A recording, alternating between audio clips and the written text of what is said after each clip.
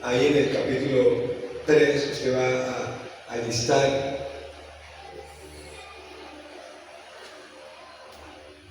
libro de Efesios,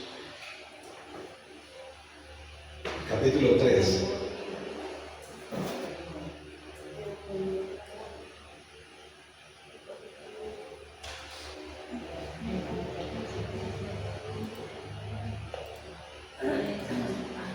Y en este libro de Efesios, en este capítulo 3, vamos a estar leyendo desde el versículo 7 hasta el versículo 13. Del versículo 7 hasta el versículo 13. Dice así, Efesios capítulo 3, versículo 7 al 13. Dice, del cual yo fui hecho ministro por el don de la gracia de Dios que me ha sido dado según la operación de su poder.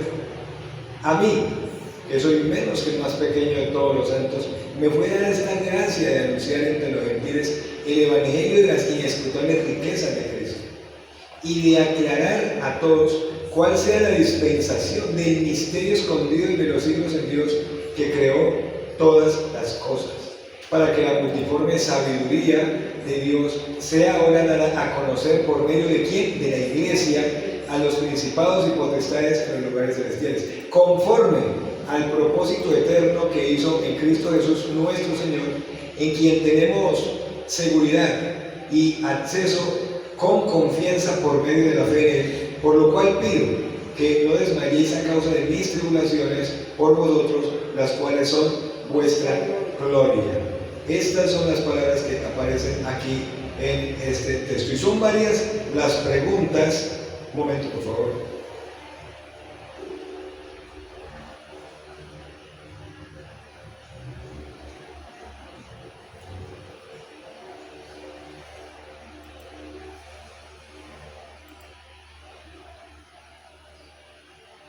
Son varias las preguntas que nos podemos hacer en este texto. Estamos hablando acerca de un misterio revelado para la iglesia. Esta es la segunda parte.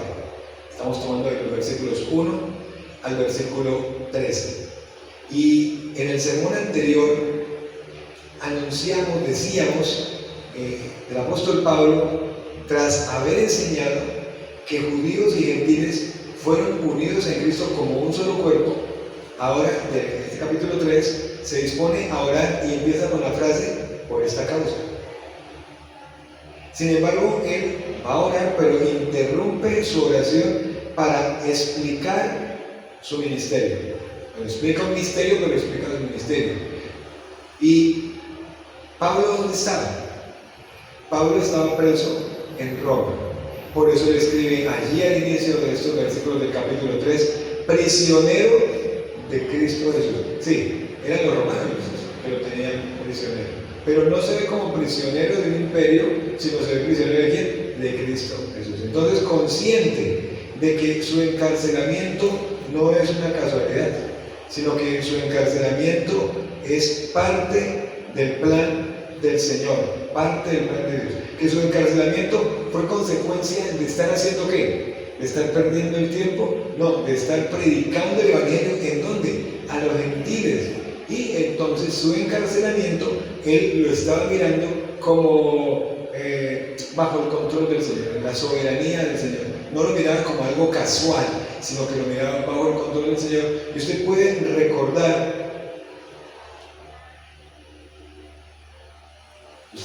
recordar que preguntamos acerca de nuestras dificultades,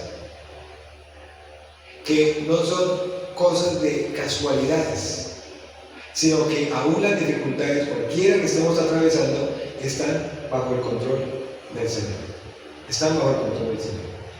Del versículo 2 al versículo 6, que ya hemos estudiado, el apóstol Pablo nos explicó tres aspectos: la administración de la gracia en el versículo 2, la revelación del misterio del versículo 3 al 5 y la descripción del misterio. Y Pablo reconoce que él recibió la mayordomía o la administración de la gracia de Dios para que anunciara el Evangelio no solo a un grupo de personas, sino a todos, y en especial a los gentiles. Como un mayordomo fiel debía administrar este mensaje. ¿Y es un mensaje de qué? No decimos que era un mensaje de salvación, sino decimos que es un mensaje de salvación y se debe compartir. La pregunta que hacíamos allí era: ¿somos también nosotros mayordomos y somos responsables? Claro que sí, somos mayordomos y somos responsables. Somos mayordomos del Evangelio para compartirlo y somos responsables de no quedarnos callados y de hablar la palabra de Dios. El segundo aspecto, ahí del versículo 3 al versículo 5, nos introdujo en una palabra, habla de un misterio, y decimos que no era algo misterioso como reportaje de misterio, como algo de susto, de terror, sino algo que estaba oculto en el pasado, pero que ahora ha sido revelado a la iglesia. ¿Por medio de quién fue revelado? Por medio de los apóstoles y profetas. ¿Cuál era el misterio? ¿Lo recuerdan? ¿Cuál era el misterio? Que judíos y gentiles serían uno en Cristo. ¿Formando qué? Formando la iglesia. Formando la iglesia. Esta verdad no podía ser conocida por los hombres antes, sino que el Señor le plació darla a conocer en su momento por medio del apóstol Pablo. Por medio del apóstol Pablo. Para que nosotros lo pudiéramos conocer hoy día. Y él describe en el versículo 6 cuál es ese misterio. ¿En qué consistía? El misterio consistía en que ahora los gentiles, nosotros como gentiles también, somos coherederos. Es decir, que compartimos la misma herencia espiritual en Cristo. Que como gentiles somos miembros del mismo cuerpo. ¿De cuál cuerpo? El cuerpo de Cristo. Que formamos parte de la Iglesia Universal, ¿junto a quién? A todos los otros creyentes del planeta, pero a los creyentes judíos también. Y somos copartícipes de una promesa. ¿Cuál promesa? La promesa de Cristo Jesús. ¿Por medio de qué? Del Evangelio. Disfrutamos de esa promesa hecha a Abraham. Y somos justificados por la fe y bendecidos en la familia espiritual de Dios. Eso es lo que decíamos en el sermón anterior. Y de estos versículos del 7 al 13, vamos a ver cómo el apóstol Pablo explica. Sí, hay un misterio, pero también voy a explicar el ministerio. Una cosa es el misterio y la otro aspecto es voy a explicar el ministerio que realizo, la tarea que realizo, el propósito de eso y el ruego de ese misterio, de esa labor que se realiza. Y nosotros como iglesia local debemos comprender una vez más que realmente para eso es que existimos. Perdemos, hermanos, perdemos nuestro sentido de existir como iglesia local si no hacemos lo que la palabra de Dios dice. Escuche bien eso, perdemos nuestro sentido de existencia. ¿Para qué existo si no hago lo que Dios me dice? Especialmente de que soy mayordomo del Evangelio y tengo la responsabilidad de compartirlo. Ese es el propósito, no es otro. Pablo aquí lo va a explicar. Versículo 7 al 12. Entonces allí vamos a ver ese ministerio explicado, y nos va a hablar de su comisión. Versículos 7 y 8 dice de la siguiente manera. Dice, ¿del cual? ¿De qué viene hablando? Dice, ¿del cual? ¿De qué viene hablando él? Ahí la última palabrita que está en el versículo 6 es el Evangelio. Del cual yo fui hecho ministro por el don de la gracia de Dios que me ha sido dada según la operación de su poder. Número 8.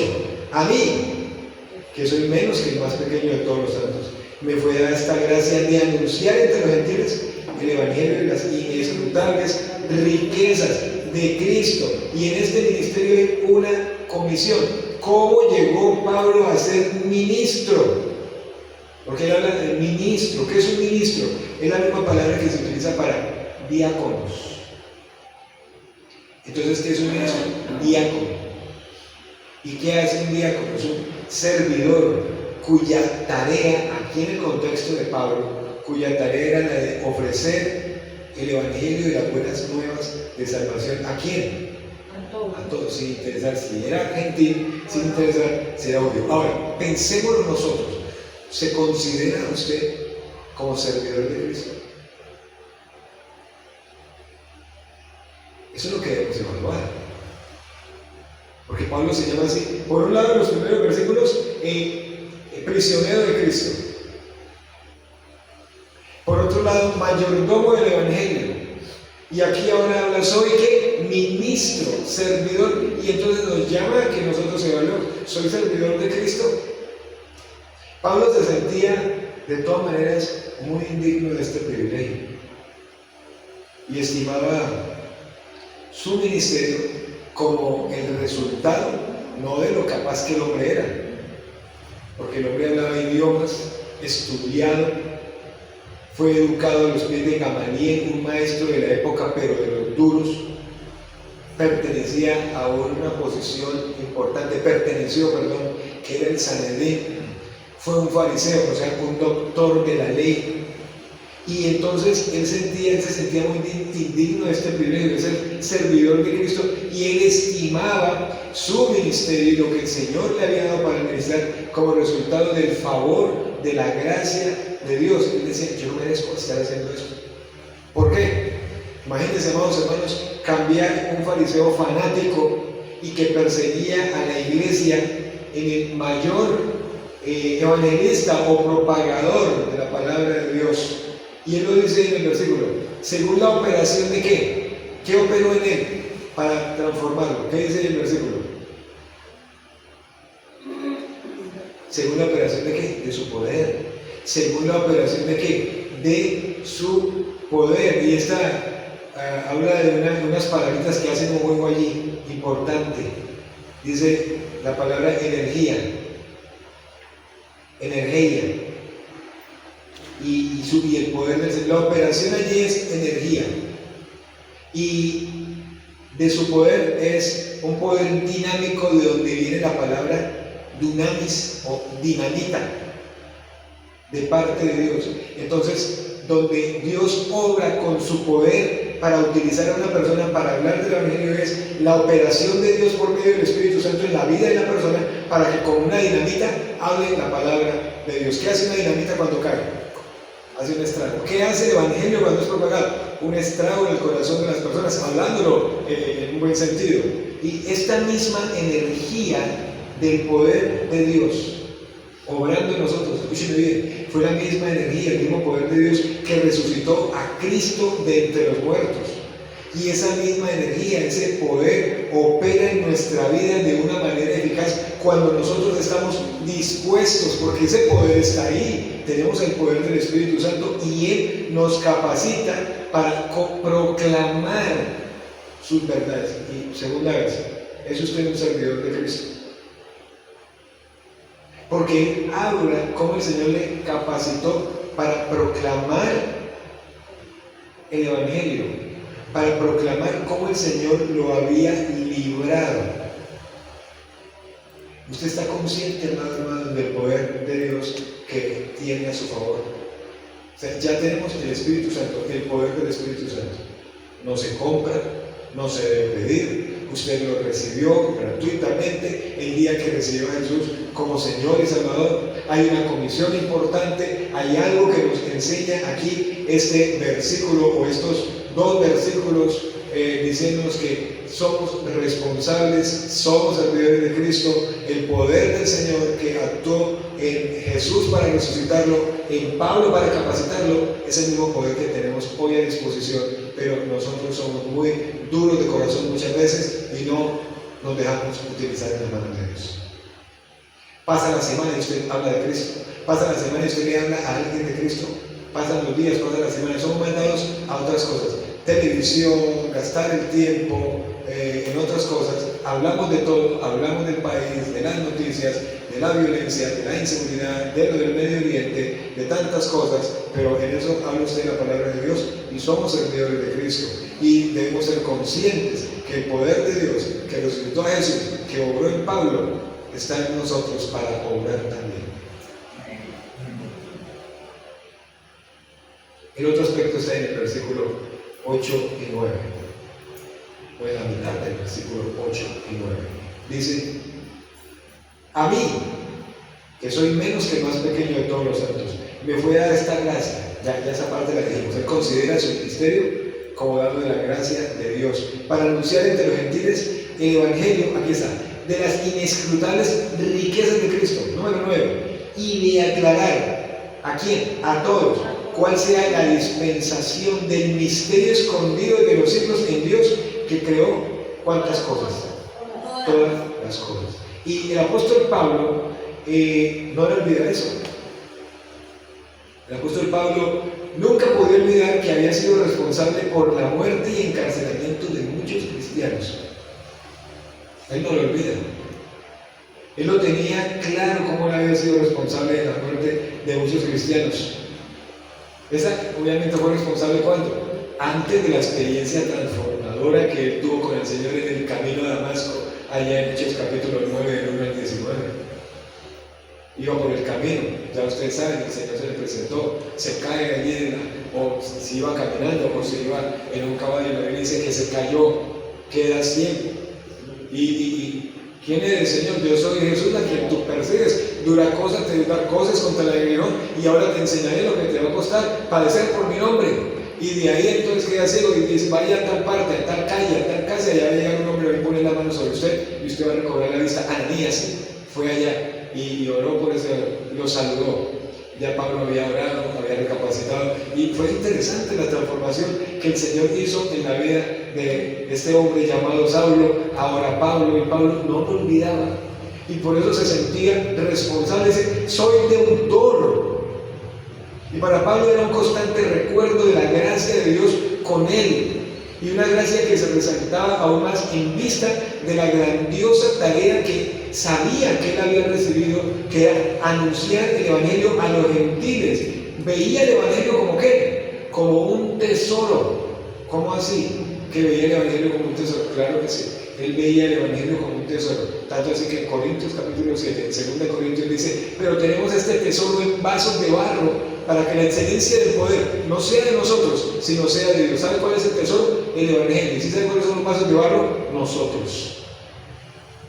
Lo veía como regalo de la misericordia y de la gracia de Dios. Lo veía como un tesoro incalculable e insondable que se ofrece en Cristo, una salvación cuya gloria es sin límite. Hay una palabra que aparece ahí que dice inescrutables riquezas. Vea esa palabrita, inescrutables riquezas. Ahí en el versículo 8 al final dice, me fue a dar esta gracia de anunciar ¿entre quién? Entre los gentiles. ¿Anunciar qué? ¿Qué anunciaba? El Evangelio. ¿Cómo es el Evangelio? ¿Cómo se refiere al Evangelio? Dice el Evangelio de las inescrutables riquezas ¿de quién? Riquezas de Cristo. ¿Qué son las inescrutables riquezas? A ver, ¿qué son las inescrutables riquezas? ¿Qué incluye? Incluye todas las verdades de Dios, incluye todas las bendiciones, incluye todo lo que Él es, todo lo que Él tiene. Le fue encargado de anunciar el Evangelio y las inescrutables riquezas, es decir, hablar de todo el Evangelio, todo lo que implica el Evangelio. Escuche bien, amado hermano, el propósito de la iglesia local es declarar esas riquezas y contar a todas las personas cuán tesoro tenemos a disposición. Y hablarnos entre unos a otros como creyentes de cuán ricos somos en Cristo. Por eso es tan importante que como creyentes podamos entender la grandeza de nuestra posición en el Señor. Ya hemos hablado en el capítulo 1 bastante, y en el capítulo 2. En el capítulo 2, sentados en los lugares celestiales con Cristo Jesús. La vida cristiana, una vida cristiana obediente, productiva y dichosa. Escúcheme bien esto, no se puede vivir aparte de un claro entendimiento de nuestra posición en Cristo. Usted quiere ser obediente, pero si usted no tiene descanso en lo que usted es en Cristo, no va a vivir en obediencia. Usted quiere tener una vida productiva en el Señor con fruto, no lo puede vivir aparte de entender la posición que ahora tenemos en Cristo. Usted quiere tener una vida feliz y de éxito cristiano en Cristo Jesús, no se puede vivir aparte de un claro entendimiento de la posición que tenemos ahora como hijos de Dios. Es decir, seguridad de salvación, lo que somos ahora en Cristo, que nadie lo puede cambiar. El Señor nos dice ahí en el capítulo 1, redimidos, reconciliados, adoptados, aceptados, perdonados, aceptos en el llamado, con el Espíritu Santo. Capítulo 2, sentados en los lugares celestiales con Cristo Jesús. Pero no podemos vivir vida cristiana si vivimos aparte de la verdad que el Señor dice de lo que ya somos cada uno de nosotros como creyentes. Usted las lee, tal vez las lee algunas veces, pero usted cree lo que está en la palabra. Y vive conforme a lo que está en la palabra. Entre las inescrutables riquezas con las cuales Cristo nos ha bendecido tenemos las siguientes: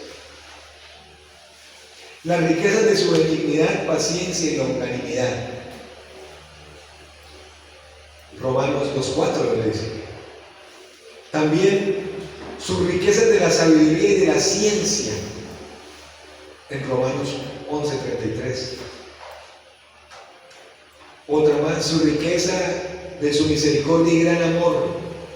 Dice, por su gran amor con que nos amó, el Señor que es rico en misericordia, Efesios 2:4. Su gloria, esa es otra inescrutable riqueza, en Efesios 3:16. Su provisión de todas las cosas en abundancia para que las disfrutemos, 1 Timoteo 6:17. Su certeza y pleno entendimiento, Colosenses 2:2. Su palabra abundante, Colosenses 3:16. Y aún el tener mayores riquezas por el vituperio de Cristo, como dice Hebreos 11:26. ¿No es asombroso, amados hermanos, que Pablo nos recuerde en tono triunfante lo que dice Colosenses 2:10? Busquémoslo a ver, Colosenses 2:10.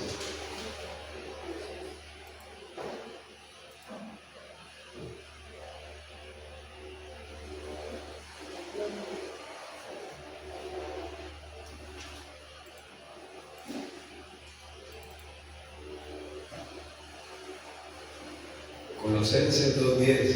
¿Qué dice ahí en Colosenses 2:10? Y vosotros estáis ¿qué?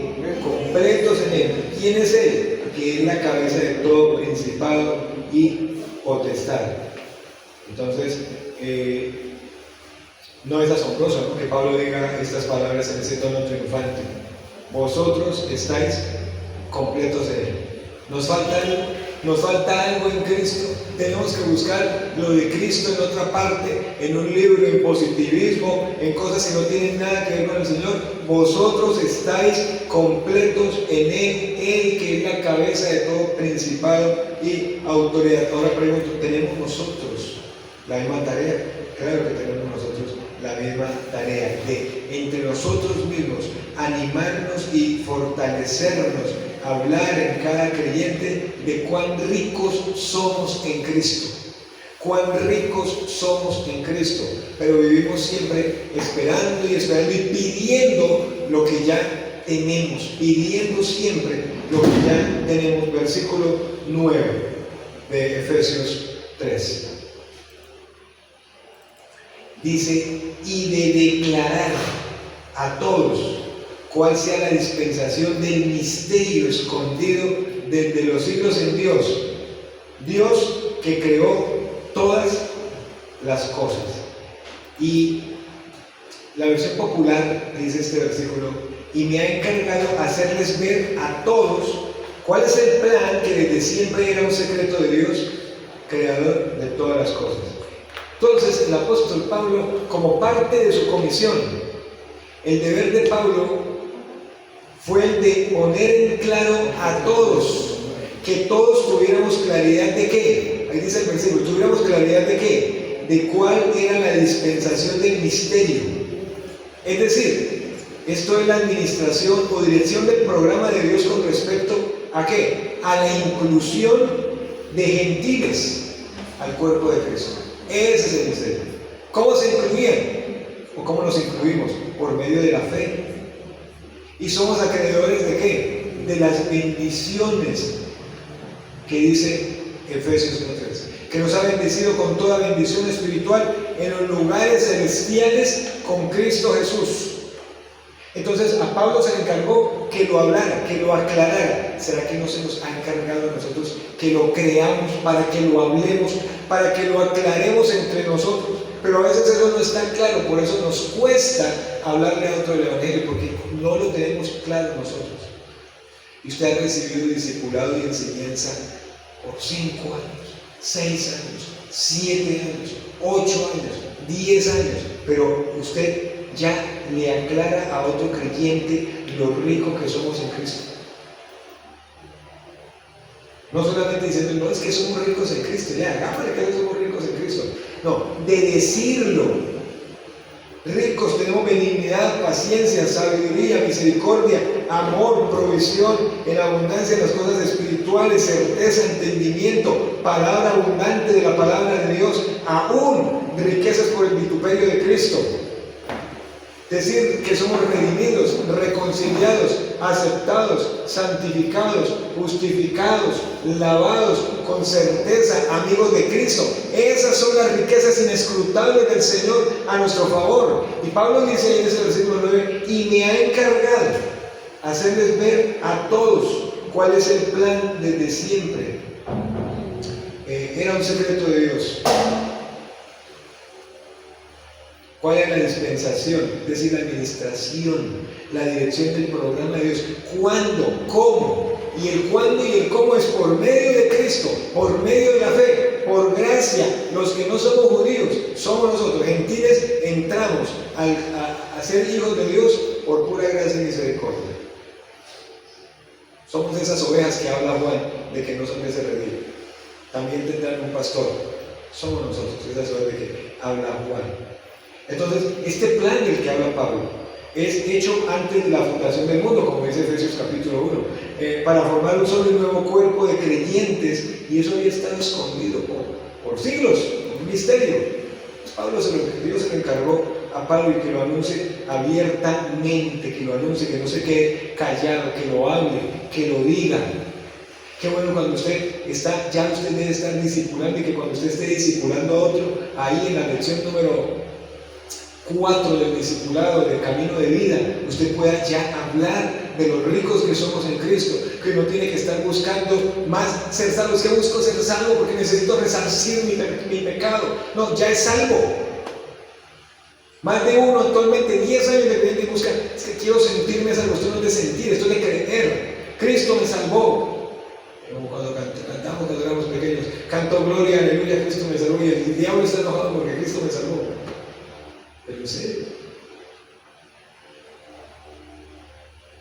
no puedo vivir mi vida cristiana aparte de estas verdades. Lo estoy repitiendo. Entonces usted debe evaluar cómo está viviendo su vida cristiana, si las está viviendo aparte de estas verdades.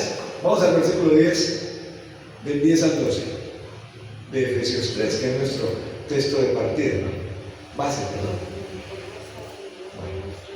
Esto que está diciendo, que se cuenta que no empieza con mayúsculas, sino hay una coma, entonces depende de la palabra anterior, de la frase anterior. Dice el versículo 10 al 12: para que la multiforme sabiduría de Dios sea ahora dada a conocer, ¿por medio de quién? De la iglesia. A los principados y a las potestades en los lugares celestiales. Más adelante Pablo en el capítulo 6 nos va a decir eso.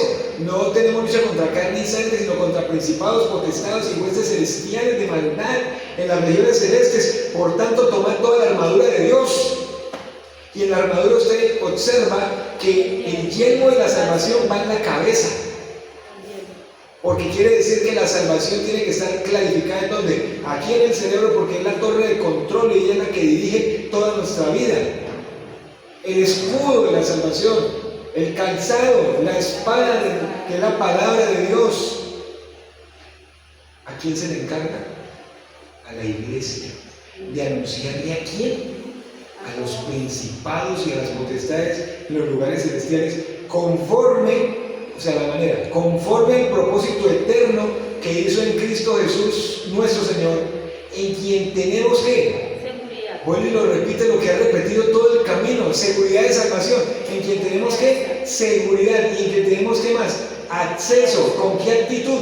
Con confianza. ¿Por medio de quién? ¿De qué? ¿Por medio de qué? De la fe. ¿En quién? En él. Esas son las preguntas que ustedes se deben hacer cuando están leyendo la Biblia. ¿Quién, qué, cuándo, dónde, cómo, por qué? Y ellas se van respondiendo solas.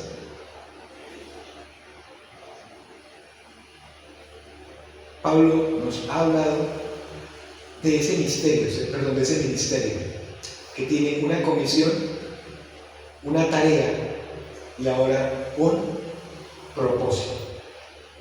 Un propósito. Y lo que dice en este versículo 10 habla acerca del plan de Dios.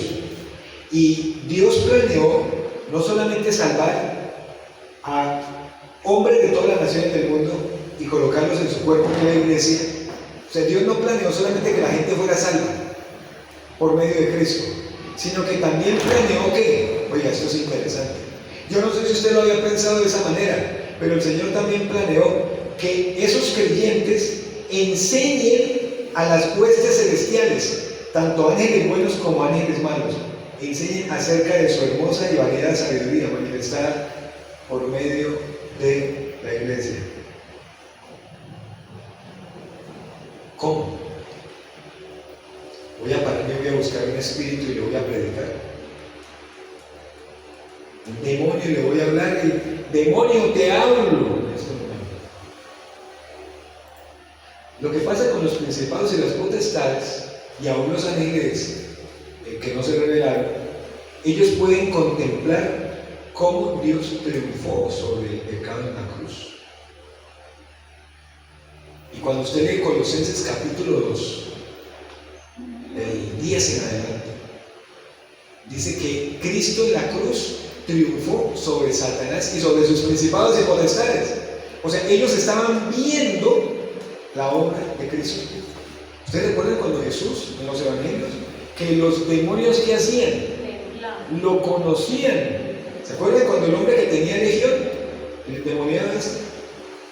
Te conocemos, eres el Hijo, no nos mandes todavía al abismo, porque ellos saben el final que les espera.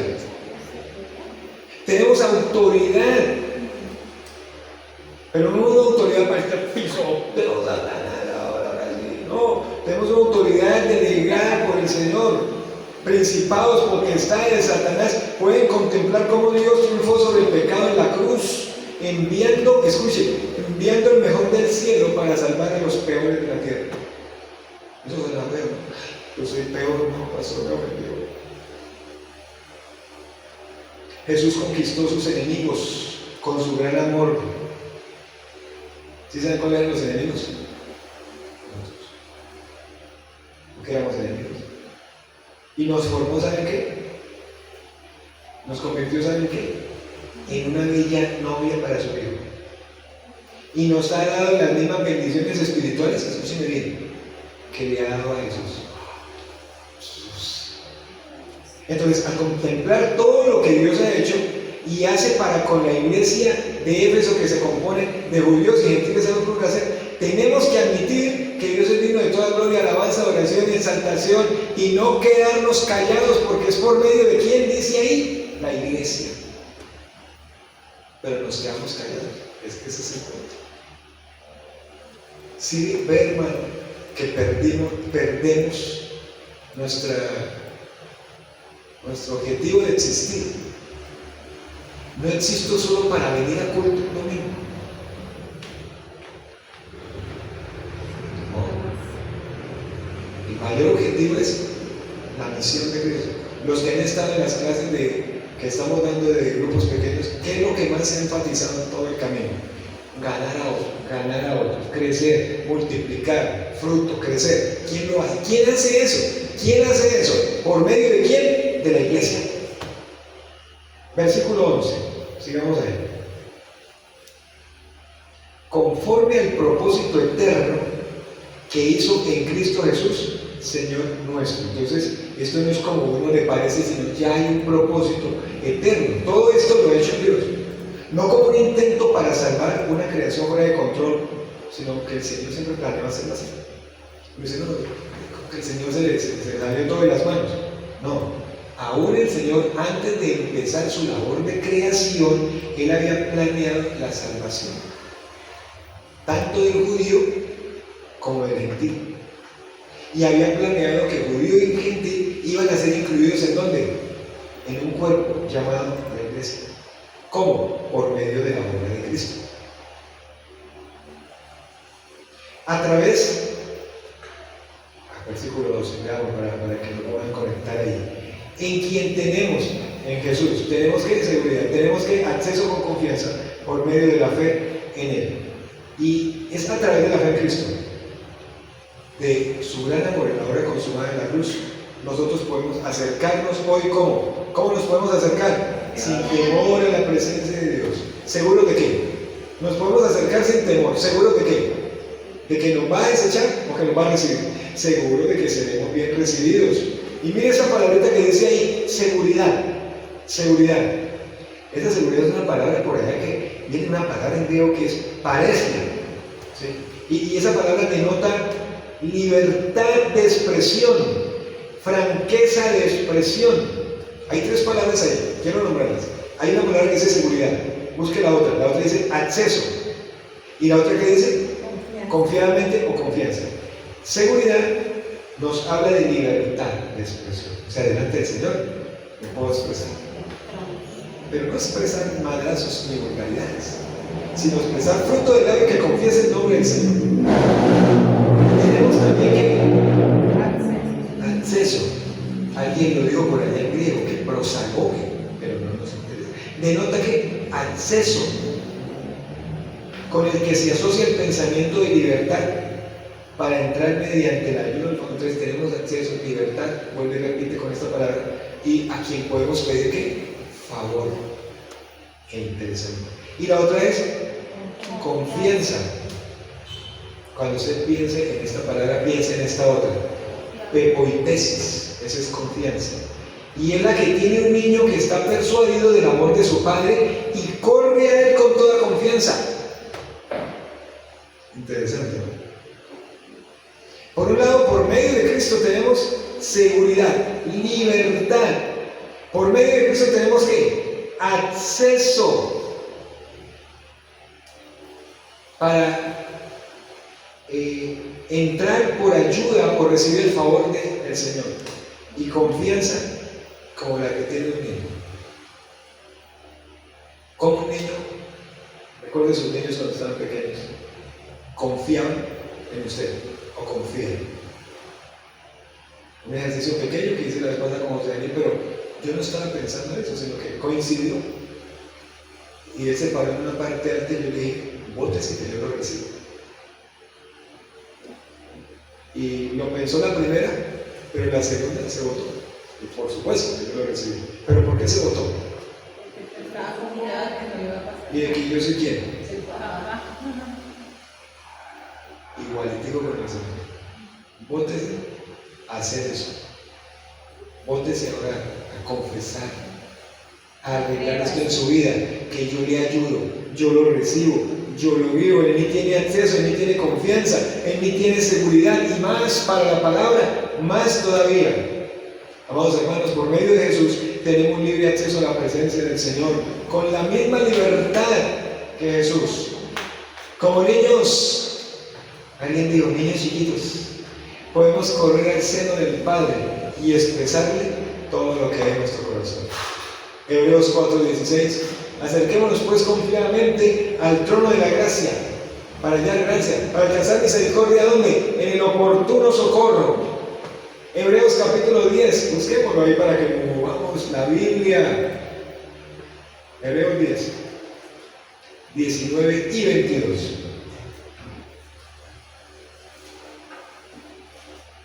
Hebreos, el capítulo 10, versículos 19 y 22.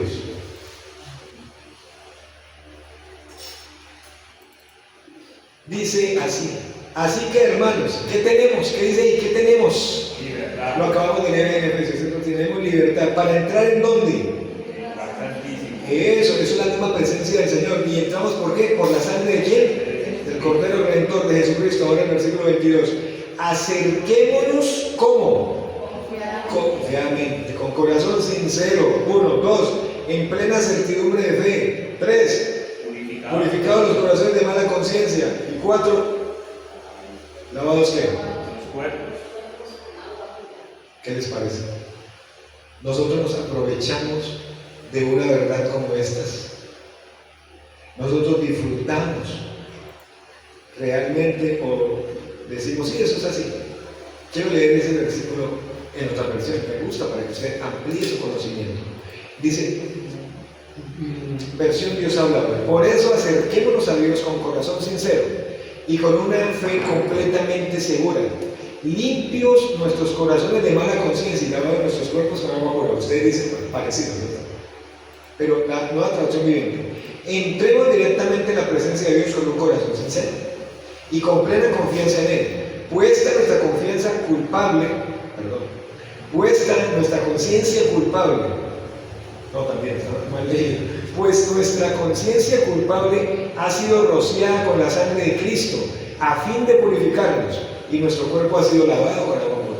Y el última versión aquí, traducción en lenguaje actual, dice: por eso, mantengamos una amistad sincera con Dios, teniendo la plena seguridad de que podemos confiar en Él, porque Cristo nos dejó limpios de pecado, como si nos hubiese lavado con agua pura, y ya estamos libres de culpa. ¿Usted sí se había puesto a pensar en todo eso? Un propósito eterno, un acceso al Señor. Vamos a terminar aquí con el versículo 13 de Efesios, que es nuestro texto base, y dice: por lo cual, por todo lo que tenemos, pido que no desmayéis a causa de mis tribulaciones por vosotros, las cuales son vuestra gloria. Esto es un ruego. Finaliza esta parte con un ruego. Los efesios, por supuesto, que amaban bastante a Pablo, eso lo encontramos allá en Hechos 20, 37 y 38, y por eso a los hermanos de la iglesia de Efesios les era muy doloroso saber que Pablo, cuando les escribió la carta a los efesios, estaba encarcelado, y les dolía más saber que lo encarcelaron por causa del ministerio que él llevaba allá en medio de los gentiles. Pero Pablo no quería que nadie se desanimara por él estar prisionero. Más bien, él podía gozarse del privilegio y honor que tenía de sufrir por Cristo. Y a pesar de sus aflicciones, él estaba feliz porque estaba ganando a muchos para el Señor. El libro de Filipenses dice: antes bien, muchos se atreven a hablar la palabra con gozo. Muchos al mirar mis prisiones se atreven a hablar la palabra sin temor. Por eso Pablo les dice a los hermanos que en lugar de desanimarse, tuvieran ese sufrimiento que él estaba pasando como un honor para ellos. Y junto con él en la cárcel y ellos afuera, dar gracias a Dios por todo lo que Dios haya permitido que Pablo hiciera allá en medio de ellos. Hay varias cosas que son importantes acá en este misterio revelado a la iglesia. Un ministerio que antes no había sido manifestado, pero que ahora ha sido manifestado a la iglesia, y con el cual no debemos quedarnos callados. Hay un ministerio que nos lleva a reconocer: somos servidores de Cristo.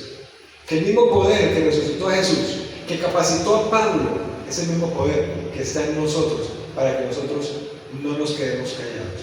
Hay una tarea también importante, y la tarea primero es entre nosotros mismos, hablarnos y animarnos unos a otros de los ricos que somos en Cristo. Por eso dice las inescrutables riquezas. Y hay un propósito importante: la iglesia, conforme a un propósito eterno, anunciar la palabra y saber que tenemos seguridad, acceso y confianza a Dios por medio de Jesucristo. Y por último, un ruego importante. Pasamos por dificultades. Pablo pasó por dificultades, pero él dice en el libro de Filipenses, que también lo escribió estando en la cárcel, dice, hablando del gozo y la alegría, él dice: gozaos en el Señor siempre. Otra vez digo: regocijaos, el Señor está cerca. Claro que para él no era de risa estar encarcelado y estar encadenado, pero él en medio de eso le dice a los hermanos de la iglesia de Filipenses, que ojalá el Señor nos permita hacer una serie de Filipenses, y el tema central ahí es gozo en medio de las tribulaciones. Y él dice: no tomen mis prisiones para huir, sino tómenlo porque yo estoy llevando en mi cuerpo las marcas de Cristo. Y tómenlo y denle gracias al Señor, porque ustedes son participantes de este privilegio. ¿Qué podemos decir en conclusión? ¿Sabe usted de su posición en Cristo? ¿Vive su vida cristiana descansando en su posición en Cristo? Si no la vive descansando en Cristo, por eso es que es difícil la obediencia, por eso es difícil dar un fruto, por eso es difícil regocijarme en el Señor todas las veces, porque no estoy descansando en la seguridad y salvación. Tenemos el poder de Dios obrando en nuestras vidas. Hay una tarea que realizar. Los problemas no son de casualidad, sino están bajo la soberanía de Dios. Anunciar el Evangelio es el propósito de nosotros como iglesia. Y si nos callamos, alguien dijo por allá en Mateo 3 que las piedras hablarán. Colóquese de pie, por favor.